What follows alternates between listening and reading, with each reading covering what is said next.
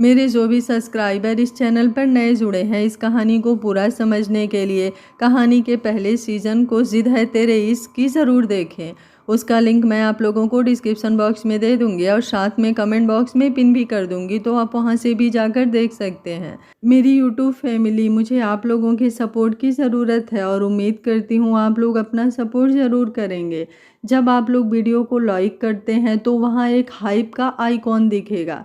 आप लोग हाइप के आइकॉन पर क्लिक कीजिएगा तो फिर पॉइंट आएगा, वहाँ क्लिक करिएगा तो मेरा पॉइंट बढ़ जाएगा। आप लोग जितना ज़्यादा वीडियो को हाइप करेंगे उतना ज़्यादा मुझे बेनिफिट मिलेगा। आप लोगों का कुछ नहीं लगेगा, बस आप लोगों का सपोर्ट मुझे चाहिए और वो मुझे मिलेगा। जो लोग मेरे वीडियो को लाइक करते हैं और कमेंट करते हैं उनसे मुझे बहुत ज़्यादा उम्मीद है। उम्मीद करती हूँ आप लोग मुझे निराश बिल्कुल नहीं करेंगे। तो चलिए शुरू हो जाइए और वीडियो को ज़्यादा से ज़्यादा हाइप कीजिए ताकि इसका कुछ अंगेज बढ़े। वेदांत सीधा राढ़ा इंडस्ट्रीज़ में आया और आते ही वो सीधा प्रलय के केबिन की तरफ बढ़ गया। प्रलय के मैनेजर ने उसे रोकने की कोशिश की, लेकिन उसने गुस्से में उसे भी साइड कर दिया और अगले ही पल वो प्रलय के केबिन का दरवाज़ा खोलकर सीधा केबिन के अंदर आया, जहां प्रलय शायद उसका इंतज़ार कर रहा था, क्योंकि वो जानता था कि वेदांश वहां पर आएगा। उसे देखकर प्रलय मुस्कुराया और बोला, मुझे तो लगा था तुम्हें थोड़ा आने में वक्त लगेगा, लेकिन तुम तो बड़ी जल्दी आ गए। वेदांश उसके सामने आकर खड़ा हुआ। उसने टेबल पर अपने दोनों हाथ रखे और गुस्से से उसकी तरफ देखते हुए बोला, तुम मुझे बेवकूफ़ बना रहे हो। प्रलय अपनी जगह से खड़ा हुआ और मुस्कुराते हुए उसके पास आने लगा। वो बड़ी अदा से बोला, तुम्हें पता है दुनिया में दो तरह की लड़कियां होती हैं, एक वो जो तुम्हें आबाद कर देती हैं और एक वो जो तुम्हें बर्बाद कर देती हैं। सृष्टि वो है जो दूसरों की सृष्टि बना दे और कायनात वो है जो कायनात को बिगाड़ कर रख दे। अब तुम खुद सोच लो कि तुम्हें किसकी बात माननी है।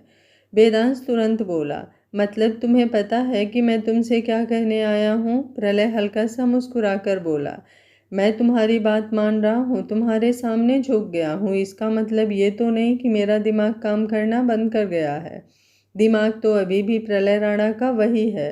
कई बार असली दांव हमारे साथ में नहीं होता तो हमें सामने वाले आदमी के सामने सर झुकाना पड़ता है, लेकिन इसका मतलब ये नहीं कि हमने अपना सिर कटवा दिया। वेदांश गुस्से से बोला, अभी तक सृष्टि तुम्हारे घर में क्यों है? प्रलय मुस्कुराया और बोला, तो क्या करूं, उसे घर से बाहर निकाल दूं? तुम डिवोर्स मेरा और सृष्टि को चाहते हो ना, लेकिन हमारा बेबी, उसका क्या? ना मैं अपने बेबी के बिना रह सकता हूँ और ना ही सृष्टि। तो अब तुम खुद सोचो कि सृष्टि बिना बच्चे के कैसे रहेगी। अगर वो बच्चे को मेरे पास छोड़कर जाना चाहती है तो बेशक से चली जाए, मुझे कोई प्रॉब्लम नहीं। उसकी बात सुनकर वेदांत सोच में पड़ गया था। उसे बच्चे का झमेला नहीं चाहिए था, उसे सिर्फ सृष्टि चाहिए थी, ना कि प्रलय का बच्चा। उसके एक्सप्रेशन देखकर प्रलय कुछ कुछ चीज़ें समझ गया था। वो तुरंत बोला, अगर सृष्टि अपने साथ बच्चे को लेकर जाना चाहती है तो चलो, मैं उसे परमिशन भी दे दूंगा, लेकिन फिर तुम मुझे बच्चे से मिलने से रोक नहीं पाओगे। मैं हर दूसरे दिन उससे मिलने आऊँगा और सृष्टि को भी उससे मुझसे मिलवाने के लिए लेकर आना पड़ेगा। उसकी बात सुनकर वेदांश को अब और भी ज़्यादा अजीब लग रहा था। वो तो सृष्टि को लेकर इंडिया छोड़कर जाने वाला था, तो ऐसे में बच्चे को मिलवाने सृष्टि कैसे ही प्रलय के पास जाती। वो तुरंत बोला, ऐसा बिल्कुल भी नहीं होगा। प्रलय मुस्कुराया हल्का सा और बोला, तो बस फिर जो मैं कह रहा हूँ मुझे करने दो। अगर तुम चाहते हो कि सृष्टि खुद बच्चे को छोड़कर चली जाए और बार बार मुझे उसके पास भी ना आना पड़े, तो कुछ दिन सृष्टि को वहीं पर रहने दो। उसे ऐसी नफरत दिखाऊंगा अपनी कि वो खुद मुझे छोड़कर चली जाएगी और बच्चे को भी अपने साथ नहीं लेकर जाएगी। फिर तुम आराम से सृष्टि को कहीं भी लेकर जा सकते हो। उसकी बात सुनकर वेदांश उसे तिरछी नजरों से देखते हुए बोला, कहीं तुम मुझे बेवकूफ़ तो नहीं बना रहे? प्रलय तुरंत बोला, ओके फाइन, जाओ, तुम जाओ सृष्टि के सामने और उसे कहो कि मैं उससे नफरत करता हूँ, उसे डाइवोर्स देना चाहता हूँ और वो तुम्हारे साथ अपनी ज़िंदगी में आगे बढ़ जाए। अगर सृष्टि हाँ बोल देती है तो मुझे कोई प्रॉब्लम नहीं है, लेकिन एक बात याद रखना कि सृष्टि मुझसे प्यार बहुत करती है अगर तुमने सच में उसे ये सब बातें कह दी तो वो तुम्हारा चेहरा लाल कर देगी। जब तक उसे मुझसे नफरत नहीं होगी तब तक वो किसी और की तरफ देखेगी भी नहीं। प्यार करना तो दूर की बात, उसकी बात अब वेदांश को भी सही लग रही थी, क्योंकि इतना तो वो भी जानता था कि सृष्टि प्रलय से सच में बहुत प्यार करती है। ये तो उसने खुद अपनी आंखों से देखा था। वो गहरी सांस लेकर बोला, ओके फाइन, मैं कायनात की बातों में नहीं आऊँगा, लेकिन तुम्हें ये काम जल्द से जल्द करना पड़ेगा। सृष्टि को तुमसे इतनी नफरत हो जानी चाहिए कि वो तुम्हें छोड़कर दूर जाने की सोच ले, और उसे दूर लेकर जाने वाला मैं बनूंगा। प्रलय मुस्कुराते हुए बोला, डील डन। उसकी बात सुनकर वेदांश भी मुस्कुराया और वहां से चला गया। वहीं दूसरी तरफ मित्तल मेंशन, कायनात अभी भी वेदांश के वापस आने का इंतजार कर रही थी। उसे जानना था कि आखिर प्रलय और वेदांश के बीच अब क्या हुआ होगा। तकरीबन 1 घंटे बाद वेदांश की गाड़ी वापस मित्तल मेंशन के पार्किंग एरिया में आकर रुकी और वेदांश अंदर की तरफ आया। इस वक्त वो हल्के नशे में था। रास्ते में उसने थोड़ी सी ड्रिंक कर ली थी। वही जैसे ही कायनात ने उसे अंदर आते हुए देखा, वो तुरंत सोफे से उठी और उसके सामने आकर खड़ी हो गई। वो चेहरे पर डेविल एक्सप्रेशन लिए बोली, तुमने प्रलय से क्या कहा? मैंने तुमसे जो कुछ कहा था वो सब तुमने प्रलय को सुनाया ना? प्रलय सच में तुम्हें बेवकूफ़ी। अभी वो बोल ही रही थी कि एक जोरदार थप्पड़ उसके गाल पर लगा। थप्पड़ की आवाज़ पूरे मित्तल मेंशन में घुस गई थी। वेदांश गुस्से से उसकी तरफ देखते हुए बोला, तुम्हें राणा मेंशन भेज दिया ना मैंने, तो मुंह उठाकर यहाँ पर वापस क्यों आई? आइंदा अगर यहाँ पर वापस आई ना तो सिर्फ थप्पड़ नहीं मारूंगा बल्कि गर्दन दबा दूंगा तुम्हारी। फिर बोलती रहना जो तुम्हें बोलना है, लेकिन सुनने वाला कोई नहीं होगा। सिर्फ ज़मीन में चलने वाले कीड़े मकोड़े होंगे। ये बोलकर वो तुरंत अपने रूम की तरफ बढ़ गया और कायनात ने अपने गाल पर अपना हाथ रख लिया। आज सुबह से ना जाने वो कितने थप्पड़ खा चुकी है। अब उसका चेहरा गुस्से से कांप रहा था। हर कोई ढोलकी समझकर उसे बजाए जा रहा था। उसने गुस्से से अपनी मुट्ठियां कसी और बोली, तुम्हें तो मैं छोड़ूंगी नहीं वेदांश मित्तल। और तुम सृष्टि, तुम्हें क्या लगता है कि तुम अपनी मर्जी करोगी? बिल्कुल भी नहीं। प्रलय की शादी मुझसे होगी तो अब मैं तुम्हें बताऊंगी कि मेरा प्रलय पर क्या हक बनता है। ये बोलते हुए उसका चेहरा गुस्से से कांप रहा था और वो अब तुरंत वहां से बाहर आकर राणा मेंशन के लिए निकल गई थी। वहीं दूसरी तरफ सृष्टि इस वक्त प्रांस के साथ सो रही थी, लेकिन तभी अचानक से उसके पेट में दर्द होने लगा था। शायद उसे पीरियड्स आने वाले थे। उसका मूड भी बहुत ज़्यादा ऑफ हो रहा था। तभी उसने अपना फ़ोन उठाया और प्रलय को मैसेज किया, जिसमें सिर्फ उसने इतना टाइप किया था, पीरियड्स। उस मैसेज को देखकर प्रलय के चेहरे पर हल्की सी मुस्कुराहट तैर गई। वो समझ चुका था कि उसकी यूनिवर्स चाहती है कि वो उसे पैम्पर करे। वो तुरंत अपनी जगह से उठा और लिफ्ट से होते हुए नीचे पार्किंग एरिया की तरफ आया।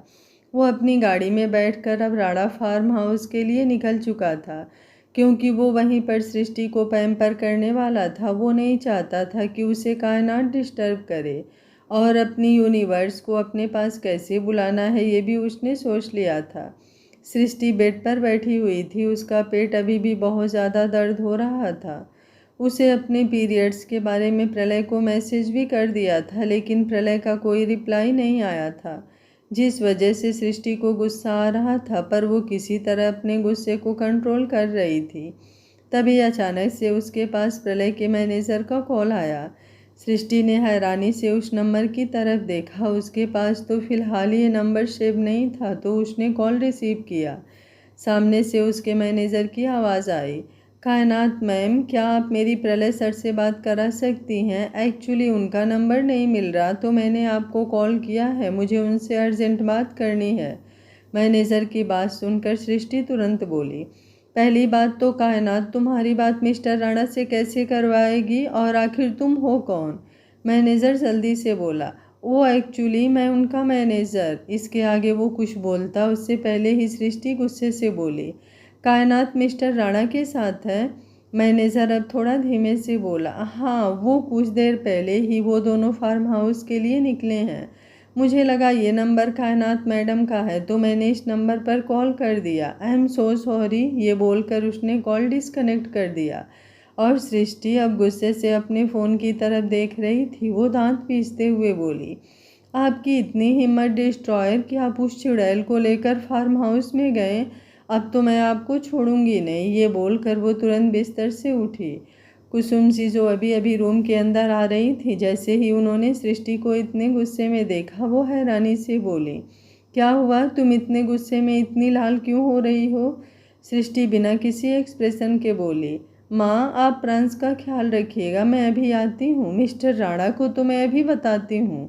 अगर मैंने इनका ऑफिस जाना भी बंद नहीं करवा दिया तो मैं भी सृष्टि प्रलय राणा नहीं। ये बोलते हुए वो अपने सैंडल पहन रही थी। देखते ही देखते वो अपना पल्लू संभालते और अपना फ़ोन संभालते हुए रूम से बाहर निकल चुकी थी और कुसुम जी बस हैरानी से उसकी तरफ देखती रह गईं। उनका दिल डर रहा था कि कहीं सच में कोई सीरियस बात तो नहीं होगी, इसलिए उन्होंने जल्दी से प्रलय को कॉल किया। जैसे ही उन्होंने प्रलय को कॉल किया, प्रलय ने कॉल रिसीव किया। कुसुम जी परेशान होते हुए बोली, तुम कहाँ हो प्रलय? सृष्टि को पता नहीं किसका फ़ोन आया था, वो बहुत गुस्से में थी और अभी अभी वो घर से निकली है। तुम प्लीज़ उसका।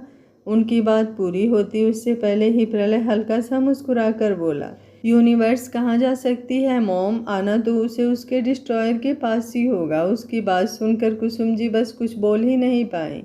प्रलय ने सामने से कॉल डिस्कनेक्ट कर दिया था।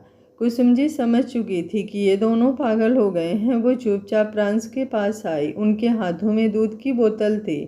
वो प्रांस को गोद में लेकर बोली, तुम्हारे माँ बाप दोनों ही बहुत ज़्यादा डेंजरस हैं। मुझे तो लगता है कि कहीं तुम भी उनके जैसे ना निकलो, वरना मैंने तो जैसे तैसे उनको संभाल रखा है। तुम्हें संभालना उनके लिए मुश्किल हो जाएगा। उनकी बात सुनकर प्रांस मुस्कुरा रहा था। उसके दांत नहीं थे और जब वो मुस्कुराता था तो बड़ा ही क्यूट लगता था।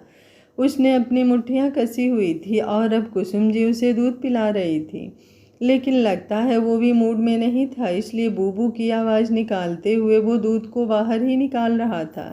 कुसुम जी उसे देखकर झूठे गुस्से से बोली, तुम भी उनसे कम नहीं हो, तुम भी बिल्कुल उनके जैसे हो, मुझे सारा दिन परेशान करते हो। ये बोलकर वो अब हंसने लगी थी। वहीं दूसरी तरफ सृष्टि की गाड़ी राणा फार्म हाउस के बाहर आकर रुकी और सृष्टि तुरंत तेज कदमों से अंदर की तरफ आई। अंदर ही सामने दरवाजे पर प्रलय खड़ा था। प्रलय को देखकर तो जैसे उसका गुस्सा और भी ज़्यादा बढ़ गया। वो प्रलय के बिल्कुल पास आई, लेकिन उसने प्रलय से कुछ नहीं कहा, बल्कि उसे धक्का देकर अंदर की तरफ आते हुए बोली, कहाँ है वो चुड़ैल? आज तो मैं उसे छोड़ूंगी नहीं। ये बोलते हुए वो अंदर रूम में आ चुकी थी और उसकी नज़रें हर तरफ घूम रही थी। वो इस वक्त टिपिकल बीवियों की तरह बिहेव कर रही थी और उसने अपना दुपट्टा भी अपनी कमर में बांध लिया था। साड़ी में वो पहले ही इतनी ज़्यादा क्यूट लग रही थी, ऊपर से गुस्से से भरा हुआ चेहरा, कमर में अंदर की तरफ टक किया हुआ पल्लू और माथे पर झूलती हुई लटें उसे सच में बहुत ज़्यादा खूबसूरत बना रही थी।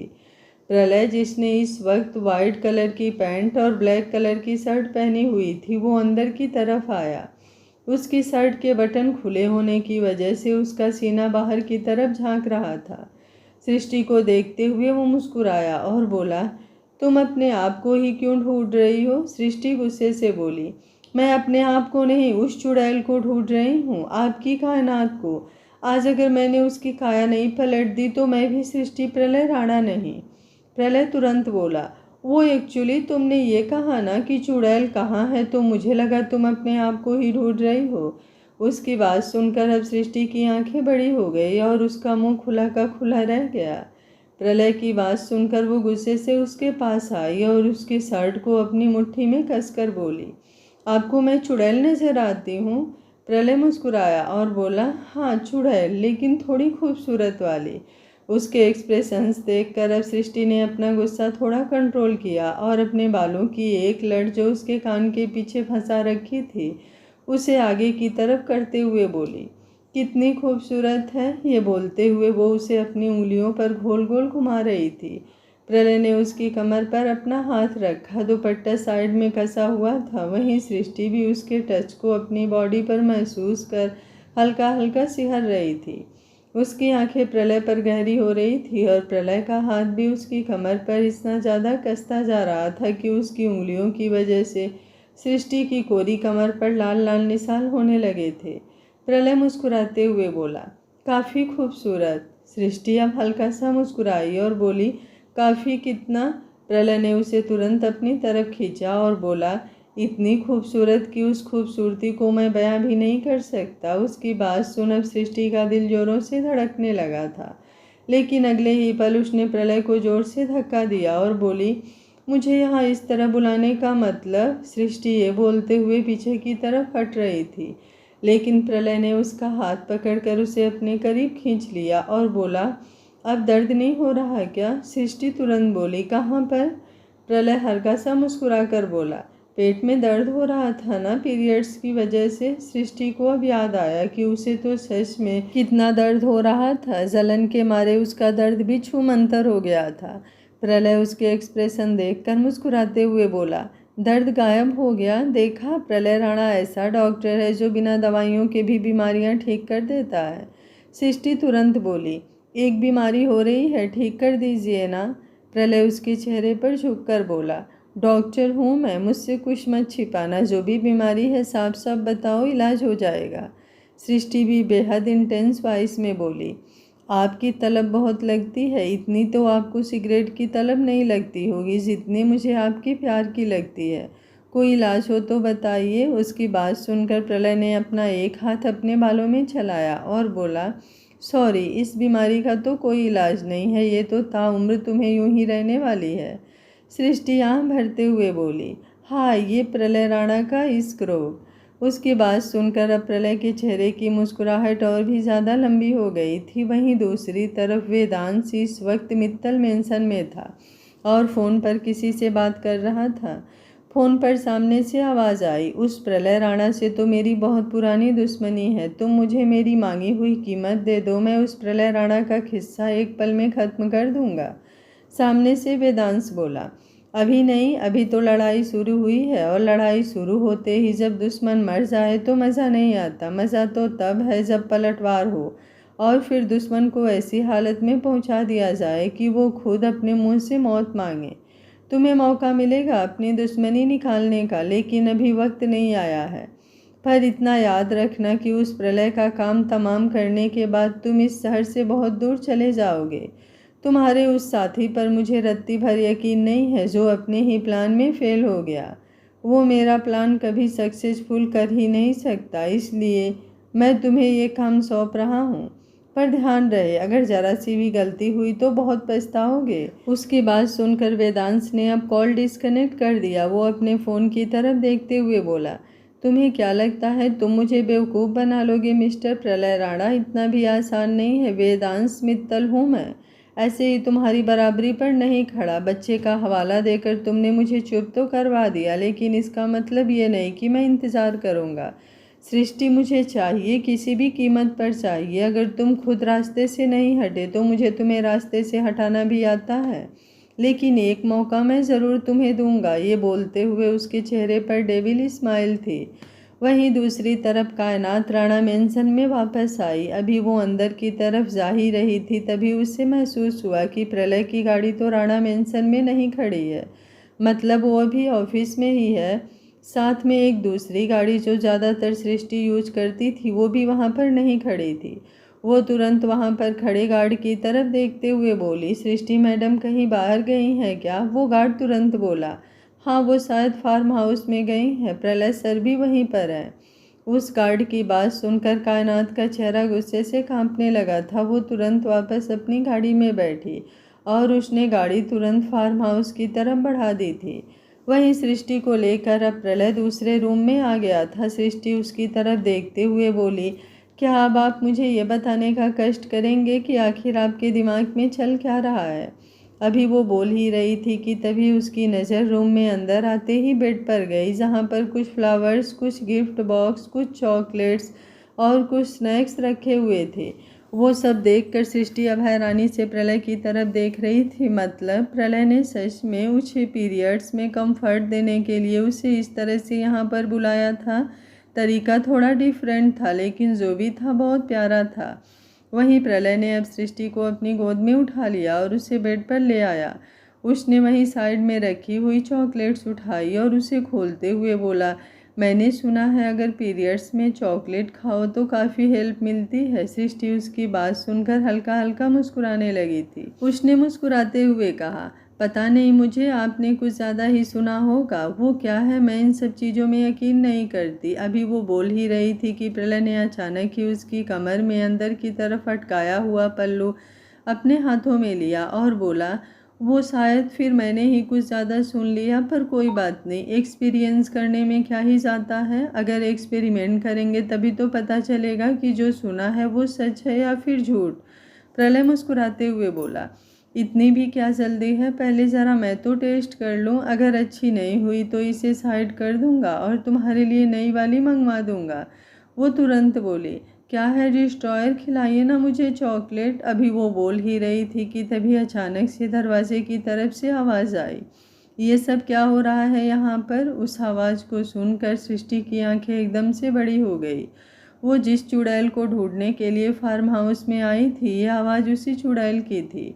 प्रलय मुस्कुराते हुए सृष्टि की तरफ देखकर बोला, लो तुम्हारी बहन आ गई। सृष्टि गुस्से से बोली, बहन होगी वो आपकी। प्रलय तुरंत बोला, मेरी तो होने वाली बीबी है। सृष्टि गुस्से से बोली, जाओ जाकर अपनी बेस्ट फ्रेंड को संभालो। सृष्टि की बात सुनकर प्रलय हंसते हुए बोला, तुम्हारी सौतन है। सृष्टि भी फटाक से बोली, सौतन मेरी जूती। प्रलय ने एक बार फिर से हैरानी भरी नज़रों से देखा। सृष्टि मुस्कुराकर बोली, प्रलय राणा की बीबी हूँ, इतना एटीट्यूड तो मेरे अंदर आएगा ही। ये बोलते हुए वो अंगड़ाई लेने लगी थी। वहीं प्रलय अब हल्का सा ऊपर की तरफ उठा और फिर कायनात की तरफ देखते हुए बोला, क्या हुआ? कायनात उसे ऐसे देख रही थी जैसे ना जाने उसने कोई अजूबा देख लिया हो यहाँ पर। वो उन दोनों को रंगे हाथ पकड़ चुकी थी, लेकिन दोनों के चेहरे के एक्सप्रेशन ऐसे थे जैसे कुछ हुआ ही ना हो।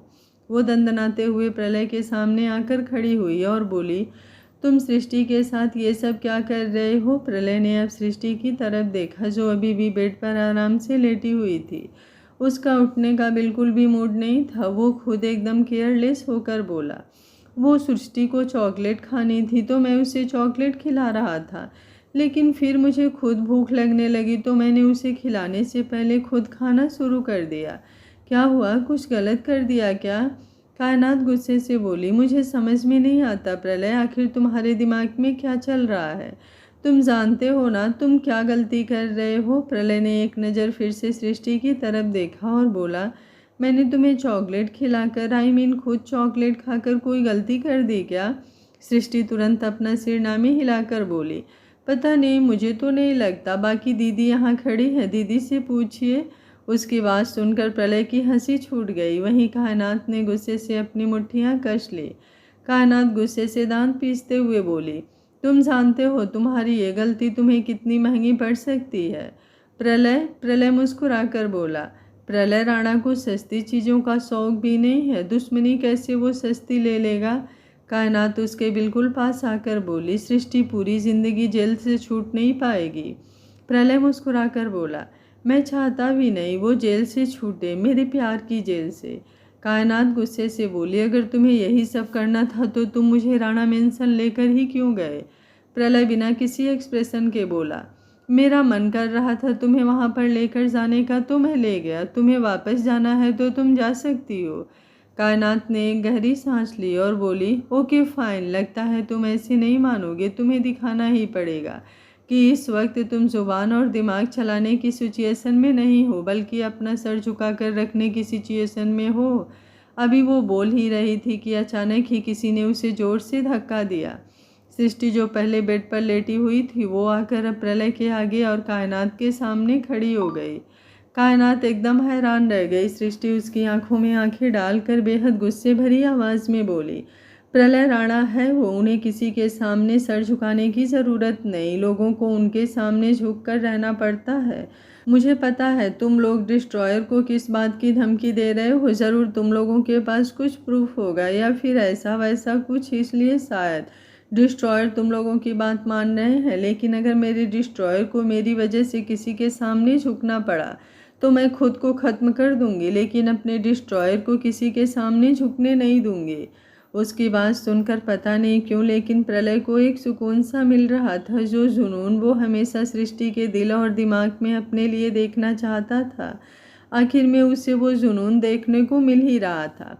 उसने भी अब आगे बढ़कर सृष्टि के पेट पर अपने हाथ रख दिए थे और पीछे से उसे अपनी बाहों में भर लिया था। कायनात का चेहरा गुस्से से लाल हो उठा। उसके चेहरे पर जलन साफ नजर आ रही थी। प्रलय तो प्रलय, अब सृष्टि को भी मन कर रहा था कायनात के मज़े लेने का। इसलिए वो बड़े ही अंदाज से बोली, डिस्ट्रॉयर ज़रा मुझे किस तो कीजिए ना।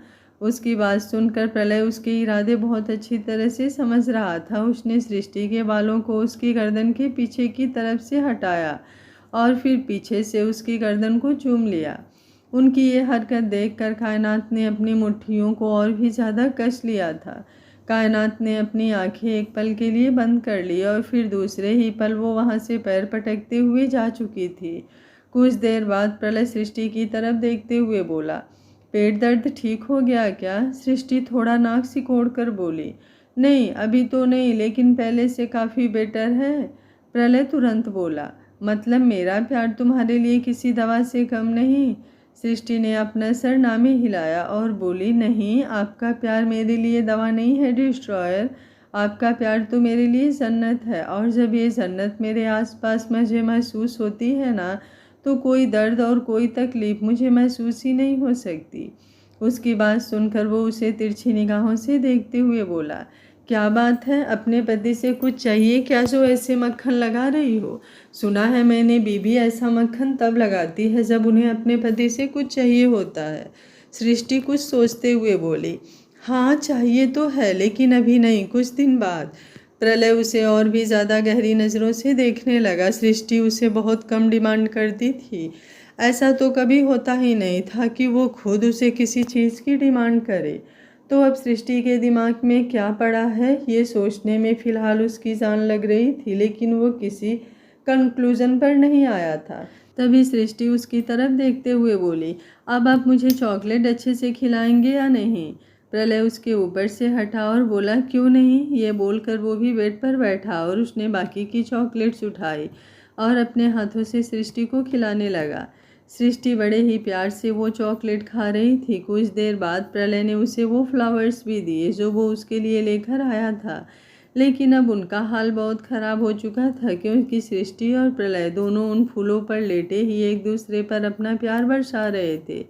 वो दोनों ही अब उन फूलों की हालत देखकर हंसे जा रहे थे और सृष्टि का पेट दर्द हो ही नहीं रहा था, तो अब उसे हॉट वाटर बैग की ज़रूरत भी नहीं थी। प्रलय का प्यार, प्रलय का पैम्पर करना ही सृष्टि के लिए सबसे बड़ी दवा थी। उसकी नज़रों में खुद के लिए बेइंतहा प्यार देखकर वो अपना हर दर्द भूल जाती थी। प्रलय सृष्टि की तरफ देखते हुए बोला, अब तुम घर जाओ, मैं थोड़ी देर में आता हूँ। बोलते हुए प्रलय अपनी जगह से उठा और सामने मिरर की तरफ आया। तभी सृष्टि भी बिस्तर से उठी और उसके पास आते हुए बोली, नहीं, मैं आपके बिना नहीं जाऊंगी, प्लीज़ आप भी मेरे साथ चलिए ना डिस्ट्रॉयर। प्रलय ने पलटकर उसकी तरफ देखा और बोला, थोड़ा काम है यूनिवर्स, अगर नहीं होता ना तो ज़रूर तुम्हारे साथ चलता, वैसे भी मेरा कार रोमांस करने का भी बहुत मन कर रहा है। उसकी बात सुनकर सृष्टि ने उसे घूर कर देखा। वो उसके पास आई और उसके सीने से लिपटती हुई बोली, और कौन कौन सी फैंटेसी बाकी है डिस्ट्रॉयर? प्रलय मुस्कुराते हुए बोला, अभी तो बहुत सारी बाकी है, पहले एक बार कायनात दीदी से निपट ले, उसके बाद सारी एक साथ पूरी करूँगा। तुम्हें हनीमून पर लेकर जाऊँगा, और वो भी पूरे 6 महीने के लिए। सृष्टि हैरानी से बोली, 6 महीने? प्रलय ने तुरंत अपना सर हाँ में हिलाया। सृष्टि अजीब से एक्सप्रेशन बनाते हुए बोली, उससे पहले ही मैं जलन से मर। ये बोलते बोलते वो सामने की तरफ जा ही रही थी जहाँ पर उसका फ़ोन रखा था, लेकिन अचानक ही प्रलय ने उसका हाथ पकड़कर उसे वापस अपनी तरफ खींच लिया। वो उसे गुस्से से देख रहा था। उसका गुस्सा देखकर सृष्टि को अब अपनी गलती रियलाइज हुई। उसने तुरंत अपने होठों को अपने दांतों में दबा लिया था। वो जल्दी से बोली, I am so sorry destroyer. वो मैं ये बोलना, उसकी बात पूरी होती उससे पहले ही प्रलय गुस्से से बोला, कितनी बार कहा है तुमसे ये बकवास मत किया करो, लेकिन तुम्हें तो मेरी बात समझ में ही नहीं आती ना। सृष्टि जल्दी से बोली, मैंने कहा ना आई एम सॉरी। प्रलय और भी ज़्यादा गुस्से से बोला, तुम्हारे सॉरी का क्या करूं मैं? तुम्हें पता है ऐसी चीज़ सुनकर मेरा दिल इतना कांप जाता है। कितनी बार तुम्हें खोने के डर से गुजरा हूं मैं। कभी एक्सीडेंट तो कभी तुम मुझे छोड़कर चली गई, कभी दुश्मनों की साजिश तो कभी तुम्हारा खुद का फैसला। तुम्हारे मुझसे दूर जाने पर मुझ पर क्या बीतती है इस बात का अंदाज़ा भी नहीं है तुम्हें। ये बोलते हुए उसका चेहरा गुस्से से कांप रहा था और अब सृष्टि भी अपना चेहरा झुका लिया था। उसे अपनी गलती का रियलाइजेशन था। प्रलय गुस्से से बोला, अब तुम्हें जो करना है करो। ये बोलकर वो तुरंत रूम से बाहर चला गया। सृष्टि ने उसे रोकने की कोशिश की लेकिन तब तक प्रलय जा चुका था। वो मुंह बनाते हुए बोली, एक तो कभी कभी मेरे मुंह से पता नहीं ऐसा क्या कुछ निकल जाता है, मुझे खुद पता नहीं चला। मैं कौन सा सच में आपको छोड़कर जा रही हूँ डिस्ट्रॉयर? कभी नहीं मरने वाली मैं, और कुछ नहीं होगा मुझे। पूरी ज़िंदगी आपको यूं ही परेशान करती रहूँगी। ये बोलकर वो हंसने लगी और फिर वो भी बाहर की तरफ आई। प्रलय फार्म हाउस से बाहर जा चुका था। सृष्टि नाक सिकोड़कर बोली, एक तो इनका गुस्सा हमेशा इनके नाक पर रहता है, लगता है किसी दिन मुझे इनकी नाक ही काटनी पड़ेगी। ये बोलकर वो और भी ज़्यादा ज़ोरों से हंसने लगी थी। अब वो तुरंत गाड़ी में बैठी और उसकी गाड़ी राणा मेंशन के लिए निकल चुकी थी। वहीं दूसरी तरफ जैसे ही प्रलय की गाड़ी राणा फार्म हाउस में बाहर निकली, एक आदमी जो वहीं पर राणा फार्म हाउस पर नज़र रख रहा था, उसने तुरंत किसी को कॉल किया और प्रलय के वहां से जाने के बारे में बताया।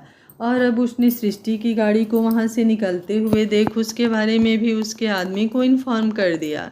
सृष्टि की गाड़ी कुछ ही दूरी पर आई कि अचानक उसे ऐसा लगा जैसे कोई उसे फॉलो कर रहा है। उसने तुरंत पलटकर पीछे की तरफ देखा। 3-4 गाड़ियां एक साथ चलती आ रही थी और वो देखने में भी एक जैसी लग रही थी। सृष्टि को अब और भी ज़्यादा बेचैनी होने लगी। उसने तुरंत अपना फ़ोन अपने हाथ में लिया और प्रलय का नंबर डायल कर दिया, लेकिन प्रलय का नंबर लग ही नहीं रहा था। उसका डर और भी ज़्यादा बढ़ने लगा। उसे अपने लिए डर नहीं लगता था। एक पल के लिए वो अपनी जान का ना भी सोच, लेकिन उसमें प्रलय की जान बचती थी। प्रांस कितना छोटा था, वो उसके बिना कैसे रहता, ये सोचकर उसकी जान निकल रही थी। अचानक ही वो गाड़ियाँ जो अब तक उसके पीछे चल रही थी वो उसके बिल्कुल बराबर आ गई और देखते ही देखते उन गाड़ियों ने उसे टेक ओवर कर लिया था। लेकिन सिर्फ 2 गाड़ियों ने। 3 गाड़ियाँ अभी भी उसकी गाड़ी के पीछे थी और अब उन 2 गाड़ियों ने सृष्टि की गाड़ी का रास्ता रोक लिया था। पीछे की तरफ 3 गाड़ियाँ भी एकदम से रुक गई थी। सृष्टि की गाड़ी बीचों बीच थी। ड्राइवर डर से कांपते हुए बोला, ये सब क्या हो रहा है मैडम? क्या आप इन लोगों को जानती हैं? सृष्टि ने सामने की तरफ देखा। साफ पता नहीं चल रहा था कि गाड़ियों के अंदर बैठा कौन है। वहीं पीछे वाली गाड़ियों में से उसे कुछ दिखाई नहीं दे रहा था। वो खुद डरते हुए बोली, मैं इन सबको नहीं जानती हूँ भैया। आप एक काम कीजिए ना, प्लीज़ डिस्ट्रॉयर को कॉल कीजिए। मेरे फ़ोन से उनका फ़ोन लग नहीं रहा है। ड्राइवर ने सृष्टि की बात सुनकर तुरंत अपना फ़ोन निकाला और प्रलय को कॉल किया, लेकिन उसका फ़ोन प्रलय को जाता उससे पहले ही एक आदमी एक गाड़ी से बाहर निकलकर उसके पास आया और उसकी साइड वाली विंडो को अपनी उंगलियों से नॉक करने लगा।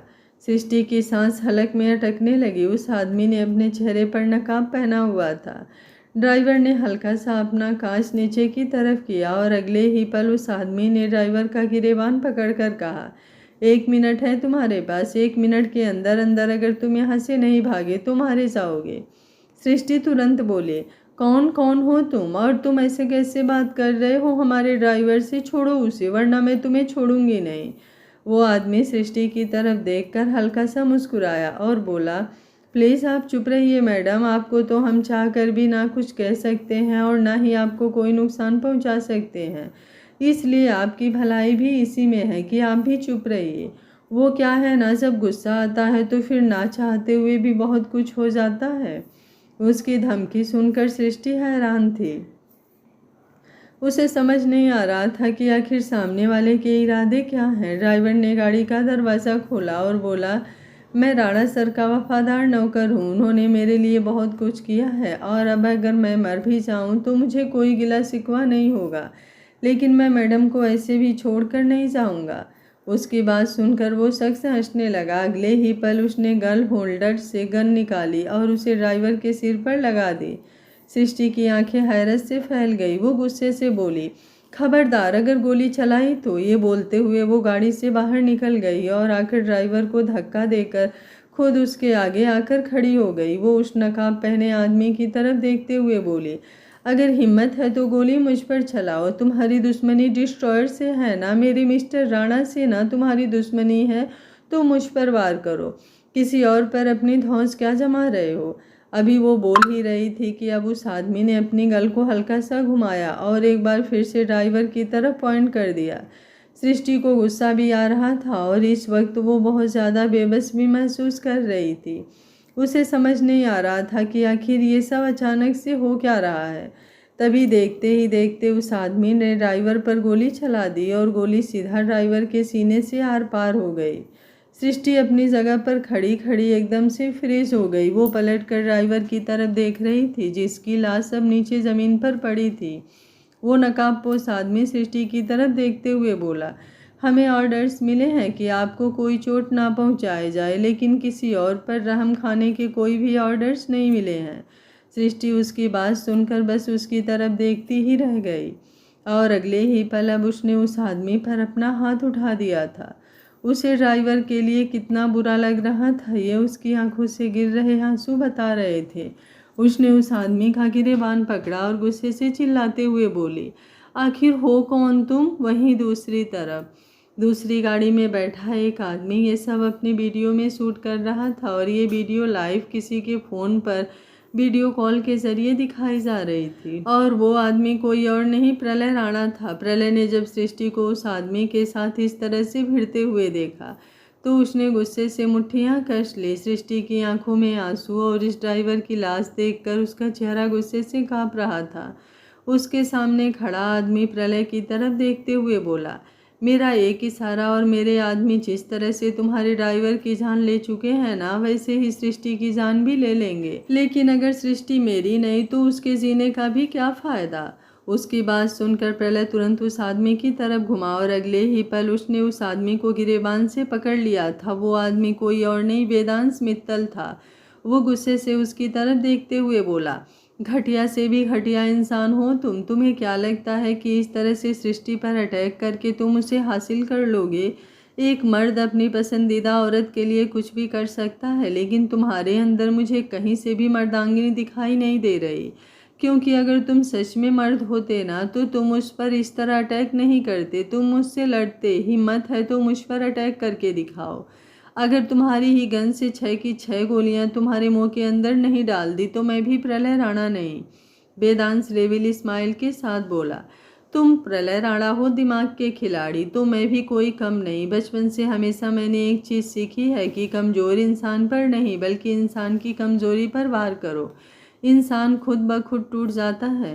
तुम्हारी कमज़ोरी है तुम्हारी सृष्टि, तुम्हारी यूनिवर्स, और मुझे भी सिर्फ तुम्हारी यूनिवर्स चाहिए जिसके लिए मैं कुछ भी कर सकता हूँ। अब तुम बताओ, तुम कायनात के साथ शादी के इन पेपर्स पर साइन कर रहे हो या नहीं। ये बोलते हुए उसने सामने टेबल की तरफ रखे हुए पेपर्स की तरफ देखा और उसकी एक नज़र वहीं चेयर पर बैठी हुई कायनात पर भी गई जिसके चेहरे पर डेविल स्माइल थी। प्रलय जो कुछ देर पहले ही इतना ज़्यादा खुश था, अब अचानक से ही सारी गेम घूम चुकी थी जिसकी वजह सिर्फ और सिर्फ कायनात थी। प्रलय को लग रहा था कि अब वेदांश कायनात की बातों पर यकीन नहीं करेगा, लेकिन कायनात भी कम दिमाग की नहीं थी। उसने प्रलय और सृष्टि की वीडियो बना ली थी जब वो दोनों एक दूसरे को किस कर रहे थे और उन वीडियो को देखकर वेदांश ने ये सारा प्लान बनाया था। प्रलय को साइन ना करते देख अब वेदांश ने एक बार फिर से अपने हाथों में पकड़ा हुआ फ़ोन प्रलय की तरफ घुमाया और बोला, अभी भी वक्त है तुम्हारे पास। अगर तुमने इन पेपर्स पर साइन नहीं किया तो तुम बहुत पछताओगे। तुम अपनी सृष्टि को हमेशा के लिए खो बैठोगे। उसकी बात सुनकर प्रलय कुछ बोल ही नहीं रहा था। उसकी नज़रें अभी भी अपने फ़ोन पर ही थी। वहीं दूसरी तरफ सृष्टि उस आदमी की तरफ देख रही थी जो उसे धमका रहा था। तभी उसने अपनी नज़र अपने आसपास घुमाई और उसे सामने ही एक आदमी नज़र आया जो उसकी तरफ फ़ोन करके खड़ा था। शायद वो उसकी वीडियो निकाल रहा था या फिर वहाँ पर एक वीडियो कॉल चल रही थी।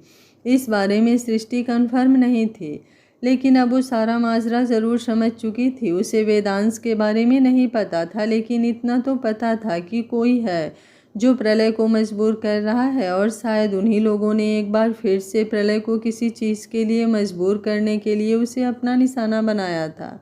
सृष्टि हर एक चीज़ समझ चुकी थी, लेकिन बेशक से मानव के साथ उसने कैसी ही जिंदगी क्यों ना बिताई हो, उसके सामने हमेशा झुककर क्यों ना रही हो, लेकिन अब वो प्रलय राणा की बीवी थी। प्रलय राणा का अंदाज उसमें आना तो लाजमी था। उसके चेहरे पर एक तिरछी सी मुस्कुराहट आई और अगले ही पल उसने उस आदमी के हाथों में पकड़ी हुई गन की तरफ देखा जो उसने सृष्टि की तरफ पॉइंट कर रखी थी। अब उसने उस आदमी के हाथों पर अपने हाथ रखे और उस गन को अपने माथे पर रख दिया। वो आदमी एकदम हैरान रह गया। वहीं प्रलय जो फ़ोन की तरफ देख रहा था, उसकी भी आंखें बड़ी हो गई। सृष्टि उस आदमी की तरफ देखते हुए बोली, मुझे मारने की धमकी दे रहे हो ना तुम? धमकी देने की ज़रूरत नहीं है, शूट करो मुझे। सृष्टि की आवाज़ सुनकर वेदांश के कान भी खड़े हो गए थे। उसने तुरंत फ़ोन को अपनी तरफ घुमाया।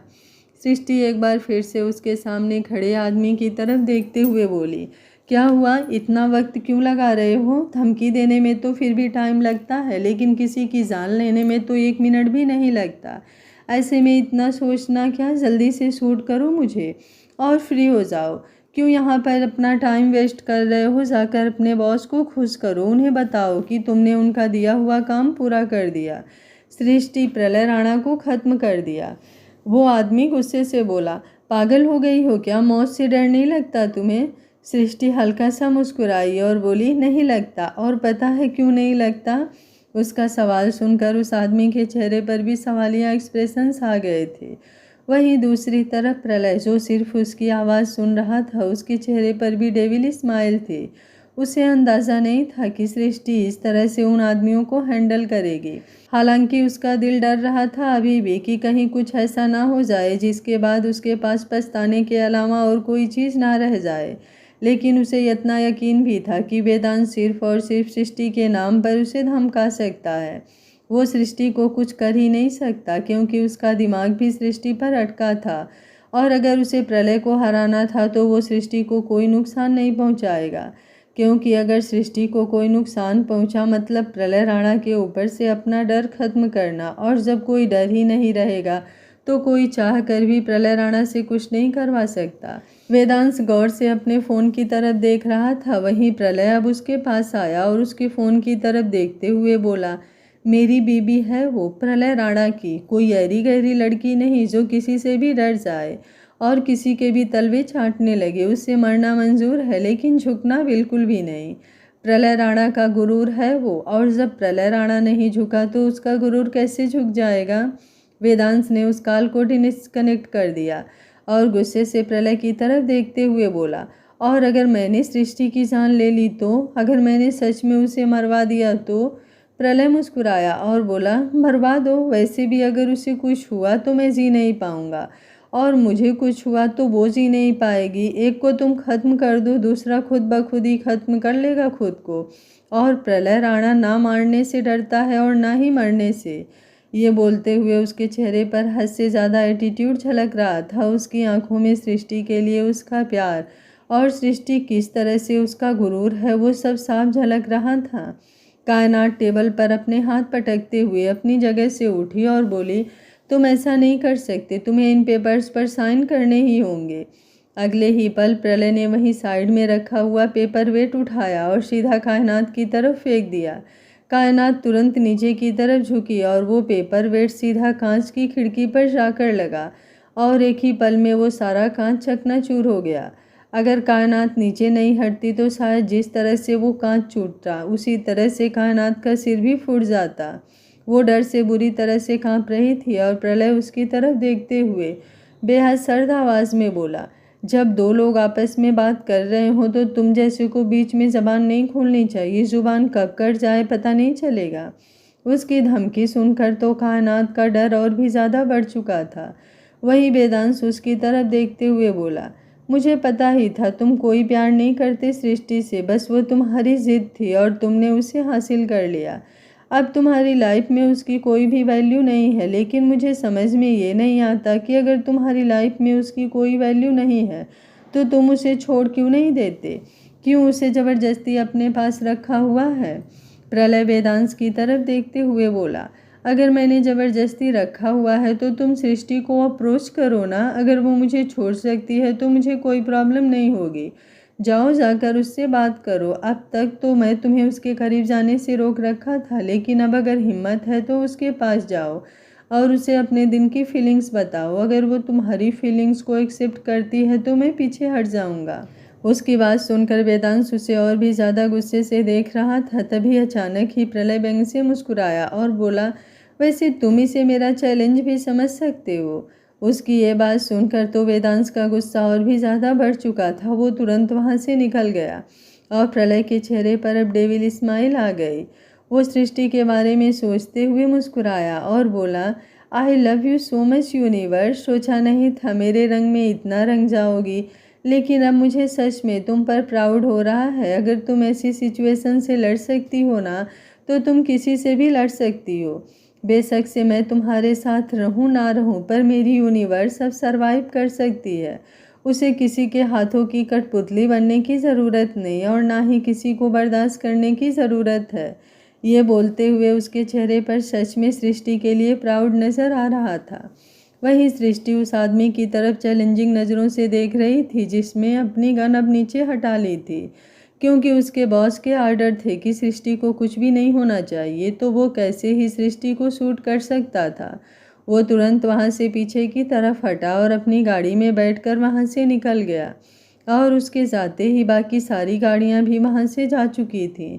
सृष्टि के चेहरे पर भी मुस्कुराहट तैर रही थी। उसने एक गहरी सांस ली, लेकिन जब उसकी नज़र ड्राइवर की लाश पर गई तो उसका चेहरा एक बार फिर से मायूस हो गया।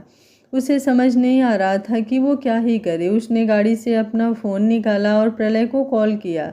सामने से प्रलय ने कॉल रिसीव किया और बोला, मैं अभी आ रहा हूँ, जहाँ हो वहीं पर रहो, वहाँ से हिलने की ज़रूरत नहीं है, बस मैं अभी 5 मिनट में पहुँच गया। उसकी बात सुनकर सृष्टि का शक अब यकीन में बदल चुका था कि यहाँ पर जो कुछ भी हुआ, किसी ने प्रलय को वीडियो कॉल पर दिखाया था और उसे मजबूर करने की कोशिश की थी। लेकिन क्यों?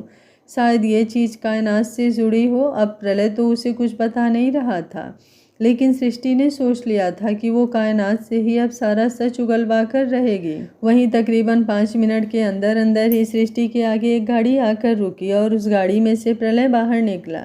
प्रलय की गाड़ी के पीछे ही कोई और गाड़ियां भी थी जिसमें प्रलय के आदमी थे। सृष्टि ने जैसे ही प्रलय की तरफ देखा, वो तुरंत भागते हुए उसके पास आई। वहां पर लोगों की भीड़ इकट्ठा हो चुकी थी, लेकिन ड्राइवर को गोली लगते हुए देख कोई भी उसके पास नहीं आ रहा था। कोई भी पुलिस केस जैसी चीज़ में फंसना नहीं चाहता था।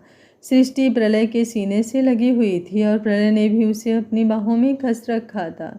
सृष्टि पर पहले ही मर्डर के इल्ज़ाम थे और ऐसे में खुलेआम ये सारी चीज़ें होना उसके लिए और भी ज़्यादा हार्मफुल हो सकती थी।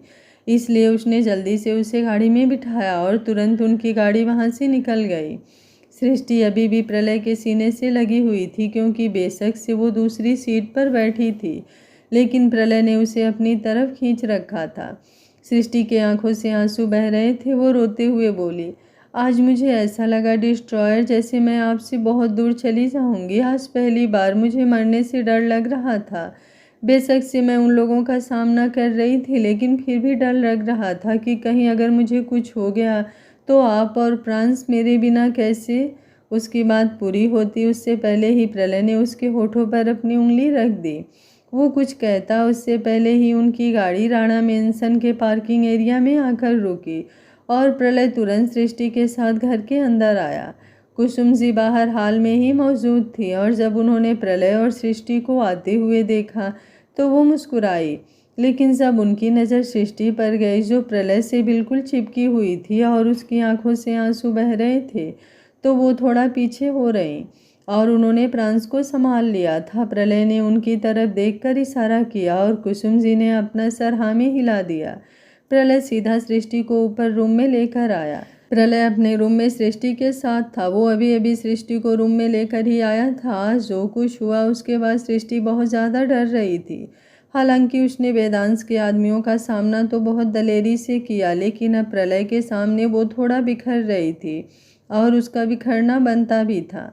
इंसान दूसरों से तो लड़ लेता है, लेकिन जब कोई उसका अपना उसके पास होता है तो वो यही चाहता है कि वो अपना उसे पूरी तरह से प्रोटेक्ट करे।